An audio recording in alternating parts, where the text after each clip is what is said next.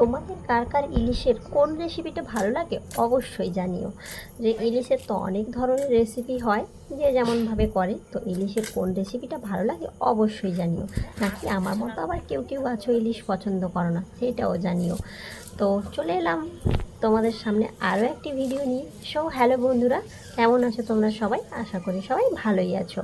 তো চলো মাছটা আজকে কাটা যাক, আর তোমরা দেখতে থাকো ভিডিওটা, অবশ্যই ভালো লাগবে। কারণ মাছ কাটতে তো আমার ভীষণ ভীষণ ভালো লাগে। তাই যখনই বাজার থেকে মাছ আনে আমি তো কাটবই, আর আমি বারবারই বলে দিই যে মাছটা কেটে আনবে না, বাড়িতেই আমি কাটবো। তো আমার ভীষণ ভালো লাগে মাছ কাটতে, আর আমি সব ধরনেরই মাছ প্রায় কাটতে জানি। কারণ আমি ছোট্টবেলা থেকে মা যখন মাছ কাটতো আমি না বসে বসে দেখতাম যে মাছটা কিভাবে কাটছে, আমাকে বেশ ভালো লাগতো মাছ কাটা দেখতে। তো আমি বসে বসে দেখতাম, সেখান থেকেই না আমি শিখে গেছি মাছ কাটা, কোন মাছটা কিভাবে কাটতে হয়। কারণ সব মাছ তো আর একই ধরনের কাটা হয় না, কোন মাছটা কিভাবে কাটলে ভালো হয় সেগুলো সব আমি জানি। তো আমার মাছ কাটতে ভীষণই ভালো লাগে এক কথায়। তো আজকে সকাল থেকে ঝিরিঝিরি বৃষ্টি পড়ছিল, আর আমার বড়বাবুর শরীরটা অনেকটাই খারাপ। তাই ও তো বাজারে যেতে পারেনি, কাউকে দিয়ে আনিয়েছে মাছটা। আর ও বলছিল আজকে সকাল থেকে যে আজকে একটু বর্ষার ইলিশ খেতে ইচ্ছে করছে। তো যেই বলা সেই কাজ একদম, কাউকে দিয়ে মাছটা আনিয়েছে।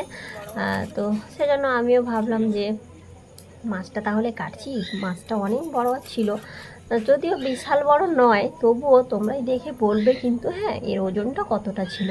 তো আর তোমরা পিসগুলোও দেখে বুঝতে পারবে নিশ্চয়ই যে কতগুলো হয়েছে আর মাছটা কত বড় ছিল। তো সেই জন্যে আমি বড়বাবুকে বললাম তাহলে একটু ভিডিওটা বানিয়ে দাও, আমি তাহলে মাছটা কাটছি। বললো চলো ঠিক আছে, আমি যখন বাড়িতেই আছি আমি বানিয়ে দিচ্ছি। তো সেই জন্যই ওকে দিয়ে ভিডিওটা বানানো করিয়েছি, আর আমি বসে পড়েছি মাছ কাটতে। দেখো তোমরা কিন্তু শেষ পর্যন্ত দেখে মাছের কটা পিস হয়েছে তোমরা কিন্তু গুনে বলবে, হ্যাঁ। তো দেখো, আমি তো কাটতে শুরু করে দিয়েছি, আর আমাদের এই যে বটিটাতে একদমই মানে ধার ছিল না, তাই ঠিকঠাকভাবে কাটা যাচ্ছিল না মাছটা। আর বটিতে যদি ধার না থাকে না, কাটাই যায় না একদম। তো যাই হোক, কোনো রকম করে কেটেছি। তো আজকে ইলিশের কি বানাবো তোমরা কিন্তু বলো অবশ্যই, তোমাদের কোনটা ভালো লাগে, কোন রেসিপিটা পছন্দের তোমরা কিন্তু অবশ্যই জানিও। আর আমি কিন্তু ইলিশ পছন্দ করি না, তো আমার জন্য আজকে আলাদা কোনো মাছ নেই। আমি ইচ্ছে করেই বললাম যে আমার জন্য কোনো মাছ আনতে হবে না আলাদা করে, তোমরা নিয়ে এসো, তোমরাই খাও, আমি যাই হোক কিছু একটা দিয়ে খেয়ে নেব। তো আমার সেরকমভাবে খাওয়ার কোনো অসুবিধে হয় না, আমার যাই হোক একটু কিছু হলেই আমি খেয়ে নিই। কারণ আমরা মেয়েরা, হ্যাঁ, মেয়েদের সব রকম অবস্থাতেই সব সব পরিস্থিতিতেই সবটা মানিয়ে নিতে আমরা শিখেছি।